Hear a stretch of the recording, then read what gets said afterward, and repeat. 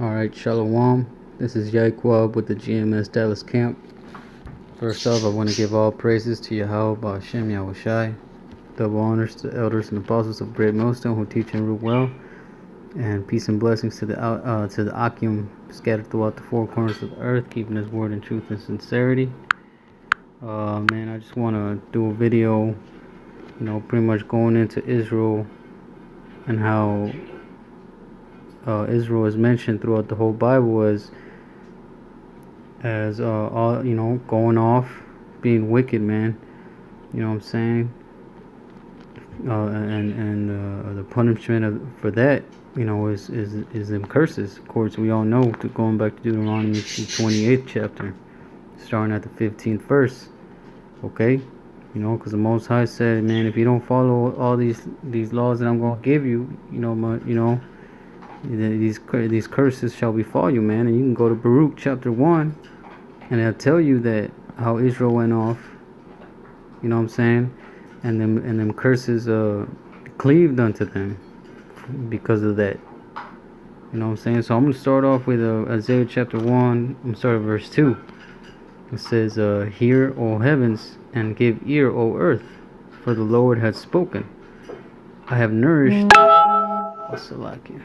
Let me turn this down. It says, I'm gonna start over. "Hear, O heavens, and give ear, O earth, for the Lord hath spoken. I have nourished and brought up children, and they have rebelled against me." And that's talking about the children of Israel, man. You know what I'm saying? And they have rebelled against him, against the Most High. You know what I'm saying? We all have. You know what I'm saying? Let's see, verse 3. "The ox knoweth his owner, and the ass his master's crib, but Israel does not know, my people does not consider." Man, and you gotta look at this and say and acknowledge that the ox and the ass are two very dumb animals, right? So the Most High is comparing Israel, their intelligence, to an ox and an ass, man. Two very low level when it comes to intelligence. Okay, you know what I'm saying? The ox and the ass know his owner, you know what I'm saying, and his master's crib, but Israel don't know, man. They don't consider. You know what I'm saying? They don't consider that the Most High brought them up. You know what I'm saying? That the Most High nourished them and built them up. Okay, because you can go to Isaiah the 5th chapter. Really? Oh, Salaki. Let's see. Let's go to Isaiah real quick. 5 real quick. It says, Isaiah chapter 5 verse 1. "Now will I sing to my beloved a song of my beloved touching his vineyard." Who's that vineyard? That's talking about Israel, right? "My well-beloved had a vineyard in a very fruitful hill. And he fenced it, and gathered out the stones thereof, and planted it with the choicest vine, and built a tower in the midst of it, and also made a winepress therein. And he looked that it should bring forth grapes, and it brought forth wild grapes," man. So the Most High, built up Israel, nourished them, you know what I'm saying? Built a tower in the midst of it, in the midst of them, okay? And a winepress therein, okay? And it says, "And he looked that it should bring forth wild grapes, and it brought forth, that it should bring forth grapes, and it brought forth wild grapes," man. What are those wild grapes? The wickedness, the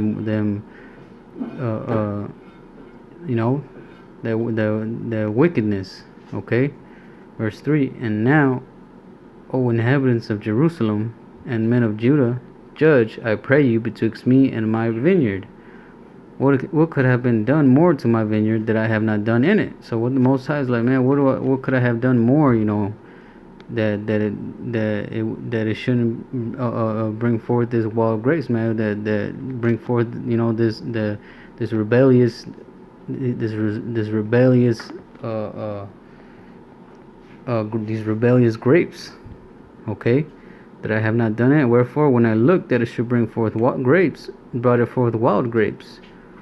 Okay, and now go to, "I will tell you what I will do to my vineyard. I will take away the hedge thereof, and it shall be eaten up, and break down the wall thereof, and it shall be trodden down." Okay, so the Most High, he said, okay, all right, you know what?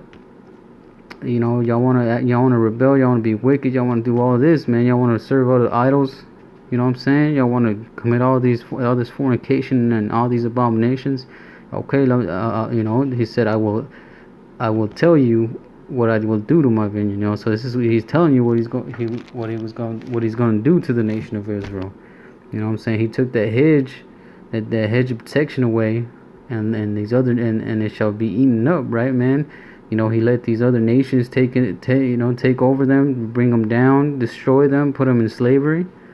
You know, and break down the wall thereof, right? The hedge being brought down, and it shall be trodden down, man. And the nation of Israel was trodden down, man. Okay, let's go. Well, I know we got that in Isaiah chapter 1, but I want to go into the curses real quick. There's one in particular, I believe it's around the 40. Right, Deuteronomy 28 verse 45. Moreover, all these curses shall come upon thee, and shall pursue thee, and overtake thee till thou be destroyed, because thou hearkenest not unto the voice of the Lord thy power, to keep his commandments and his statutes which he commanded thee. And they shall be upon thee for a sign and for a wonder upon thy seed forever, man. And these curses, man, they cleaved unto the nation of Israel even unto this day, man, until you know, until they return to the ways of YAHAWASHI. But of course, we know that's not going to happen. You know what I'm saying? There's only going to be a select few that are going to really have the understanding of this word, these scriptures, to come back. Okay, and that's the elect. You know, those men of the Lord. You know, Lord willing, we those men. Now let's go back to Isaiah 5. See, I will lay. Okay, verse 6. And I will lay it waste. It shall not be pruned nor digged, but there shall come up briars and thorns, and I will also command the clouds that they rain upon it. For the rain, okay, now it's going to break it down for you, right? For the vineyard of the Lord of hosts is the house of Israel, and the men of Judah is his pleasant plant. And he looked for judgment, but behold oppression, for righteousness, but behold a cry, right? Let's see, there's something I want to look at real quick. It says,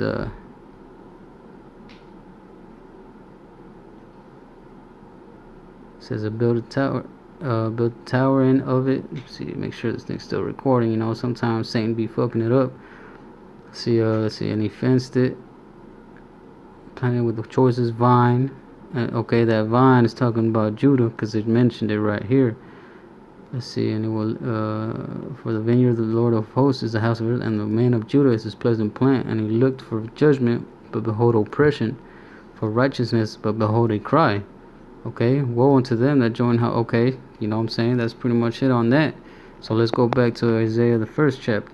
Okay, it says, hear, O heavens, and give ear, O earth, for the Lord has spoken it. I have nourished and brought up children, and they have rebelled against me, right? Like we mentioned before, the nation of Israel.